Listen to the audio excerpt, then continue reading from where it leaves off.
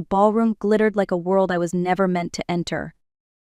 Crystal chandeliers hung from the ceiling of the Atlanta hotel, scattering golden light across polished marble floors. Every laugh sounded practiced. Every smile looked expensive. I stood near the entrance, smoothing the fabric of my emerald evening dress, the one that had taken me 3 hours to choose. And still I was not sure I belonged here. "My name is Rebecca Sloan." Beside me stood Caleb Wright, calm and unbothered in a simple dark suit. No flashy watch. No cufflinks. Nothing that screamed power, even though everyone in this room knew exactly who he was. "Welcome to my channel."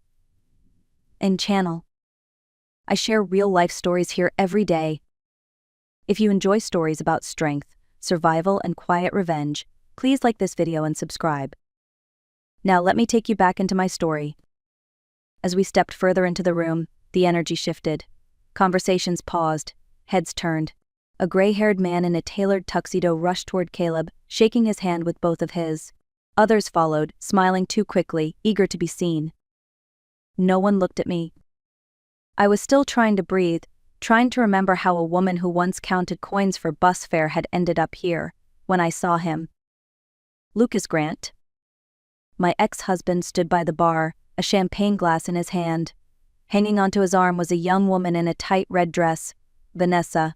Lucas was smiling, confident, enjoying the illusion that he belonged in this world. Then our eyes met. The color drained from his face. His fingers loosened. The glass slipped from his hand and shattered against the marble floor, the sound cutting through the music like a gunshot. People gasped. Vanessa shrieked and jumped back. I did not move. I just stared at the man who 1 year ago had thrown me and my 1-year-old daughter out into the freezing night. And if you are wondering how I went from that cold sidewalk to this ballroom, you need to hear what happened next. 1 year earlier, my world was very different. January had been unforgiving that winter. The cold pressed against the thin walls of our rented apartment on the south side of the city, and the heater worked only when it felt like it. I wrapped my daughter Lily in 2 blankets and held her close, listening to the wind rattle the windows. Lily was just over 1 year old. She had recently learned to stand by holding onto the couch, her small fingers gripping the fabric with determination. Her favorite word was mama. Every time she said it, something inside me softened, even on the hardest days. That night, Lucas came home close to 11. I heard him fumbling with the lock, cursing under his breath. The sound alone told me he had been drinking again. When the door finally opened, he stumbled inside, knocking over the coat rack. Jackets fell to the floor as he laughed to himself. I stepped out of the bedroom quietly, hoping Lily would stay asleep. He looked at me with a glassy, unfocused stare. This was not the careless drunk I had learned to manage. This was anger. "She asleep already," he said, mocking my voice. "Of course she is. That kid sleeps more than she breathes. Just like you." "Lucas, what happened?" I asked. He walked into the kitchen and yanked open the refrigerator. "What happened is I got fired, and it is your fault." My stomach dropped. Fired meant rent we could not pay. Bills that were already late. Fear wrapped itself around my chest. "We will figure it out," I said. "I can take more work. I always do." He turned so fast I flinched. "Who needs you?" he snapped. "A woman with a kid dragging her down. If it were not for you, I would have been successful by now." "Do not talk like that in front of Lily," I whispered. He laughed. "She will grow up just like you, weak. Both of you are anchors around my neck." I reached for his arm, trying to calm him. He shoved me backward. My shoulder hit the door frame, pain shooting down my arm. Lily woke up and began to cry. That was it? Lucas stormed into the bedroom, throwing open the closet. He started pulling my clothes off the hangers and tossing them onto the floor. Dresses, sweaters, shoes. "Get out," he shouted. "Both of you, I am done." He grabbed the old hospital bag and shoved Lily's things inside. Diapers, a coat, a toy. "You cannot do this," I said, my hands shaking as I lifted Lily from her crib. "The lease is in my name," he replied coldly. "Get out." Minutes later, we were standing in the hallway. The door slammed shut behind us. My coat and the bag landed at my feet. I was barefoot, Lily was crying, and the apartment I thought was my home was suddenly no longer mine. I stepped outside into the night with Lily pressed against my chest. The hallway was almost as cold as the street, so I kept walking. Snow drifted down in small, sharp flakes, stinging my face. I had $11 in my pocket, no phone, no car, no plan. The only place I could think of that stayed open all night was the bus station. I walked until my legs burned. By the time I reached the station, my fingers were numb and Lily had gone quiet. That scared me more than her crying. I rubbed her tiny hands, breathing warm air onto her fingers, begging her to stay awake. Inside, the station smelled of disinfectant and old coffee. A few people slept on plastic chairs. I sat in the corner and wrapped Lily tighter in my coat. She was hungry. I bought a single pastry and broke it into small pieces, feeding her slowly. She ate without understanding why everything felt wrong. I was grateful for that. A security guard approached, his voice flat and bored. "You cannot stay here," he said. "This is not a shelter." "Please," I whispered. "I have my baby." "Either buy a ticket or leave." I lowered my eyes, feeling something inside me crack. "She is with me." The voice came from nearby, calm, steady. A man stood up from the next bench. He wore a worn leather jacket and carried a backpack that looked too light to hold much. He did not smile, he did not glare, he simply looked at the guard. "We are waiting for a bus," the man said. "We will be quiet." The guard hesitated, then shrugged and walked away. The man sat down beside me without asking questions. A moment later, he returned with 2 cups from the machine. "Tea," he said. "It will help." My hands shook so badly I nearly spilled it. He did not comment. Lily fell asleep against my chest, finally warm. The tears came then, silent and uncontrollable. My shoulders shook as I tried not to wake her. The man handed me a napkin. "Cry," he said quietly. "That is allowed, but then you have to act." I looked at him. Ordinary face, tired eyes, nothing heroic about him. "Who are you?" I asked. "Someone who once sat on this bench with nothing," he answered. He reached into his pocket and handed me a small card, just a phone number. "If you need a place tomorrow, call this." Before I could ask anything else, he stood up and walked away. By morning he was gone. Only the empty cup remained. When the sun rose, Lily woke up hungry and confused. I called the number on the card with trembling fingers. A woman answered, her voice calm and direct. She asked only a few questions and then gave me an address. The shelter sat behind a tall fence on the edge of the city. It was not beautiful, but it was clean. The porch light was on, even though it was already morning. A woman in a simple gray dress opened the door. "You must be Rebecca," she said. "I am Ruth Coleman. Come in." She did not fuss over Lily, or speak in a soft voice meant to comfort me. She led us down a hallway to a small room with 2 beds and a crib. "This will be your room," she said, "for 3 months. 3 months, I repeated. "You have 3 months to get on your feet," she replied. "We will help you, but we will not carry you. Breakfast is downstairs in 1 hour. Daycare is in the east wing. If you have questions, ask later." Then she left. I sat on the bed, holding Lily, unsure whether to cry or sleep. Over the next few days, I learned how the shelter worked. There were lawyers who helped with paperwork, counselors who listened without judgment, a daycare that allowed mothers to work without fear. But there were rules. Curfews, chores, mandatory job searches. And one rule above all others, no self-pity. I took the first job I could find, cleaning offices from early morning until afternoon. The pay was low, but it was honest. At night, I did bookkeeping work for small businesses on my laptop. I balanced numbers while Lily slept in the crib beside me. I slept 4 hours a night. I lost weight. My hands ached. But I was moving forward. One afternoon, I asked Mrs. Coleman about the shelter. "Who pays for all of this?" I said. She looked at me for a long moment. "I do not know," she answered, "and I do not want to know. As long as the help keeps coming, we keep helping." That night, I promised myself something. I would not waste this chance. 2 weeks later, something unexpected happened. One of my bookkeeping clients, the owner of a small auto repair shop, mentioned my name to an acquaintance. The man needed a remote bookkeeper for a construction company. Nothing fancy, mostly reports and reconciliations. The offer arrived by email. The pay was strange, almost too generous for the amount of work described, 3 times the usual rate. The only condition was absolute transparency, no shortcuts, no creative accounting. I hesitated. People do not usually pay that well for honesty, they pay for silence. But I needed the money. Lily needed stability, and something about the wording of the email felt different. Direct, clean. I accepted. The first few days were routine: invoices, payroll, supplier payments. Then, on the third day, I noticed something that did not add up.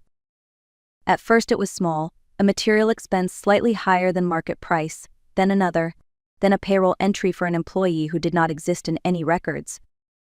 I kept digging. The deeper I went, the clearer it became. The previous bookkeeper had been stealing. Not carefully, not cleverly, just boldly. Fake vendors, inflated invoices, ghost workers. In 6 months, nearly $120,000 had disappeared. I sat in front of my laptop, staring at the numbers. I could ignore it, pretend I never saw it, collect my paycheck and keep my head down. No one had asked me to investigate the past. But I remembered the bus station, the cold, the words that stranger had spoken. Cry, then act. I wrote a report. Not emotional, not dramatic, just facts, dates, amounts, documents attached. I sent it and waited. An hour later, a reply arrived. Thank you. You are the first person who noticed this. I would like to meet you tomorrow. 2 o'clock, Riverside Cafe. My heart began to race. Who was this man? And why did I feel like my life was about to change again? The Riverside Cafe sat quietly by the river, far from the noise of downtown. I arrived early, my hands wrapped around a paper cup of coffee I had not ordered yet. When I looked up, my breath caught. He was already there. There. The man from the bus station sat by the window, a tablet on the table in front of him. The same worn jacket, the same calm posture. He looked up and met my eyes. "Sit down, Rebecca," he said gently. "We need to talk." I felt the room tilt slightly as I took the chair across from him. "It was you," I whispered. "Yes," he said. "My name is Caleb Wright." Nothing about his tone was dramatic. He did not explain himself right away. He did not apologize. "You own the company?" I said. "Not just that one," he replied. "It is part of a larger group." I stared at him, trying to connect the quiet man from the bus station with the owner of a company that could afford to pay me 3 times the market rate. "Were you following me?" I asked. "No," he said. "I gave you the shelter number and forgot about it. Later, I needed a bookkeeper. Someone recommended you. I did not realize it was you until I saw your name." "Chance," he added, "is more common than people think." The waiter brought me coffee without asking. Caleb nodded once and the waiter left. "You found the theft," he continued. "Several professionals looked at those numbers before you. No one said a word. You did." "Why?" he asked. "Because stealing is wrong," I answered, "and silence is just another way of helping it happen." He studied me for a long moment. "I need someone like that in my company," he said. "In-house, full-time." He named the salary, the benefits, the daycare. I swallowed. "I do not take favors," I said. "This is not a favor," he replied. "It is work, hard work, and you will be watched." I nodded slowly. "Then I have conditions," I said. He leaned back. "I am listening." I started on Monday. The office occupied several floors of a glass building downtown. Everything was quiet and efficient, the kind of place where mistakes were not forgiven. I arrived early, holding my badge like it might disappear if I loosened my grip. People looked at me twice, some looked 3 times. "She is the one the boss hired personally," I heard someone whisper. I kept my head down and worked. My role was clear. Follow the money. Trace every contract. Question everything that felt even slightly off. Caleb did not soften the expectations. If anything, he pushed harder. The first weeks were exhausting. I stayed late. I double-checked everything. I picked Lily up from daycare just before closing, and worked again after she fell asleep. The doubt around me was loud. I felt it in the silence when I entered a room, in the conversations that stopped halfway, in the polite smiles that never reached anyone's eyes. Then I found it. A logistics contract that made no sense. Payments routed through shell companies. numbers that did not match the physical movement of goods. I documented everything and submitted the report. The next day, a senior executive came to my office. "You are new here," he said, sitting down without asking. "You do not understand how things work yet." He slid an envelope across my desk. "Forget the report." I pushed the envelope back. "No." His smile disappeared.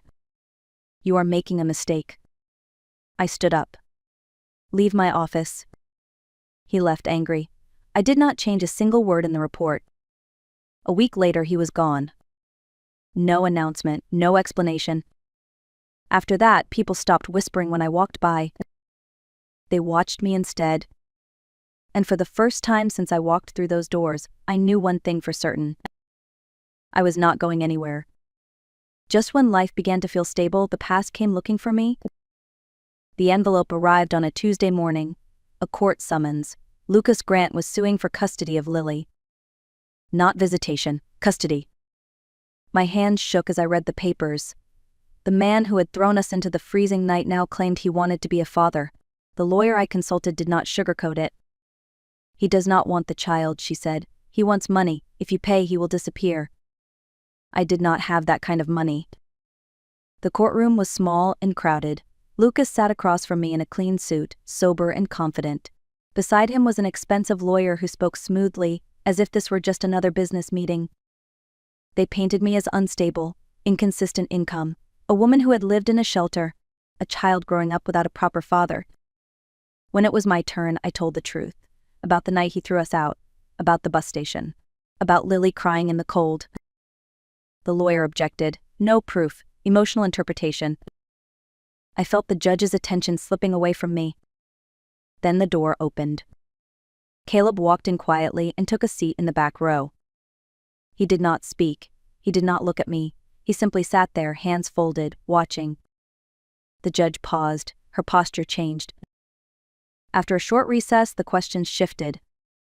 Why had Lucas not paid child support for a year? Why had he shown no interest in his daughter until now? What was his current income? Lucas stumbled over his answers. The ruling came an hour later. Custody remained with me, visitation only under supervision, and Lucas was ordered to pay back child support. I stood there, barely breathing. It was over. Outside the courtroom, Caleb approached me. "You did not ask for help," he said. I nodded. "But you needed it?" he replied. I did not know whether to be angry or grateful, so I said nothing at all. And that brings me back to the ballroom. Music flowed again after the broken glass was cleared, but something in the room had shifted. People pretended nothing had happened, yet I felt their curiosity pressing in from every direction. Lucas had disappeared toward the bar. I should have turned away. I should have stayed close to the window and let the night pass. But Lucas had never known when to stop. I watched him drink too fast, his confidence dissolving with every glass. Vanessa tugged at his sleeve, whispering something urgent, but he shrugged her off and walked toward us. "Rebecca Sloan," he said loudly, stopping in front of me. "Long time no see." Heads turned. Conversations died mid-sentence. "I see you landed on your feet," he continued, his smile sharp. "Found yourself a generous sponsor. How much does he pay you, monthly or nightly?" For a moment I wanted to answer him, to defend myself, to explain. Caleb's hand rested lightly on my shoulder. "You must be Lucas Grant," he said calmly. Lucas stiffened. "The same Lucas Grant who stole $35,000 from his employer 4 years ago and avoided charges only because a friend covered the loss." The color drained from Lucas's face.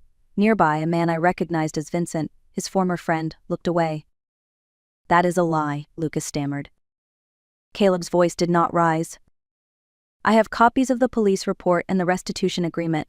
I can share them if you like." Lucas said nothing. "You forced this woman and her infant child out into the street in winter," Caleb continued. "You failed to support your daughter. You tried to use the court to extort money." Each sentence landed heavily. "And now you stand here and question her character."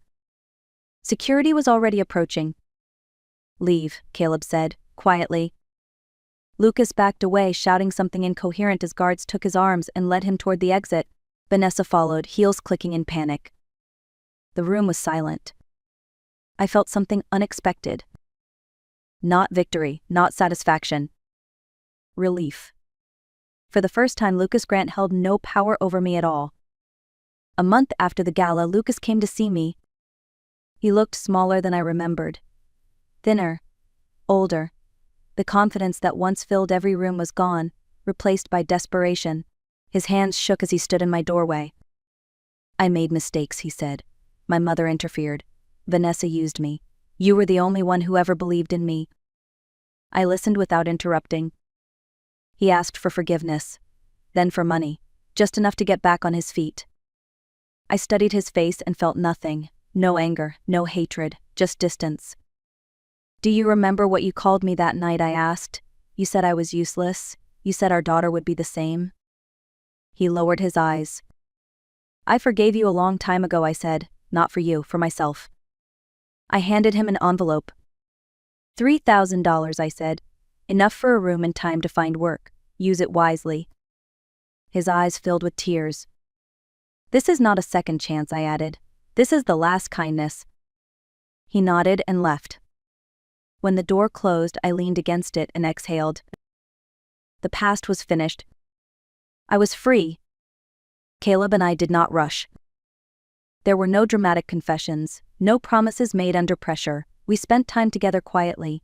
Walks in the park, evenings cooking simple meals, watching Lily draw at the table between us. He never tried to rescue me. I never tried to fill the emptiness in his life. We chose each other deliberately. One evening, as Lily slept, Caleb looked at me and spoke carefully. "I do not know how to be impressive," he said. "I know how to be loyal, and patient, and present."